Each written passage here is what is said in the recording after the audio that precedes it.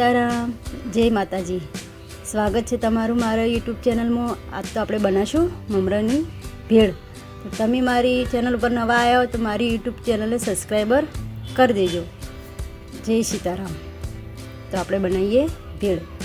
તે માટે છે ને મેં મમરા લઈ લીધા। મમરા આપણે 4 થી 5 જણાને ખવાઈ જાય તેટલા। હવે આપણે છે ને એમાં બાફેલા 2 બટાકા એડ કરીશું, 2 ટામેટા કાટીને કરેલા, ઝીણી સમારેલી ડુંગળી, 2 લીલા મરચાં, લાલ કાશ્મીરી મરચું એડ કરીશું। તમારે તીખું ખાતા હોય તો તીખું પણ એડ કરી શકો। ધાણા જીરું, સંચન મીઠું, સાદું મીઠું,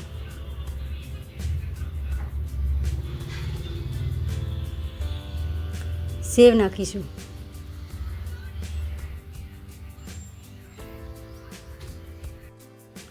ખજૂર આમલીની ચટણી એડ કરીશું,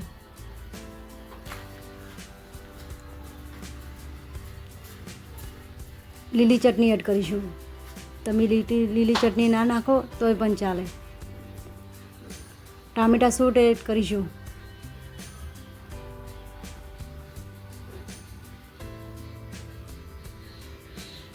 ભેળને સારી રીતે આપણે ચમચાની મદદથી મિક્સ કરી દઈશું।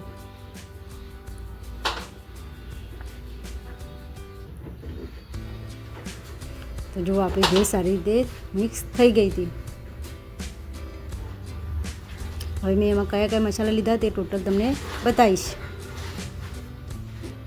બાફેલા બટાકા, ટામેટા, ઝીણી સમારેલી ડુંગળી, ખજૂર આમલીની ચટણી, ટામેટા સોસ, લીલી ચટણી,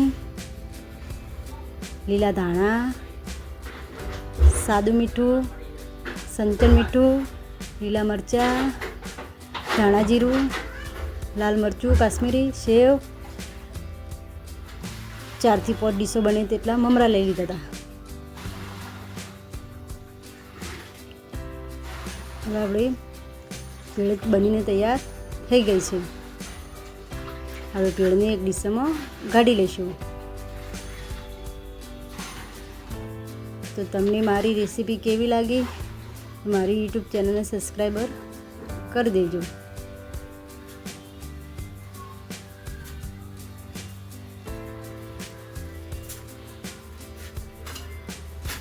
હવે સોસ નાખીશું,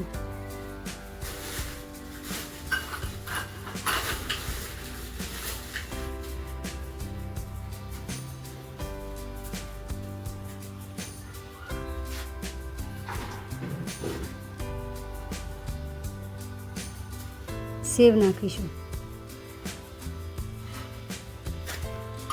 લીલા ધાણા નાખીશું,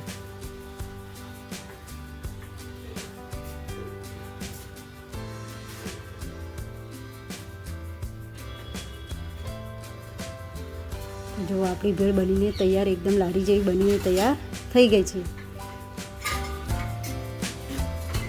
તો મારી રેસીપી પર નવા આવ્યા હોય તો મારી યુટ્યુબ ચેનલને સબસ્ક્રાઈબર કરી દેજો। જય સીતારામ, જય માતાજી।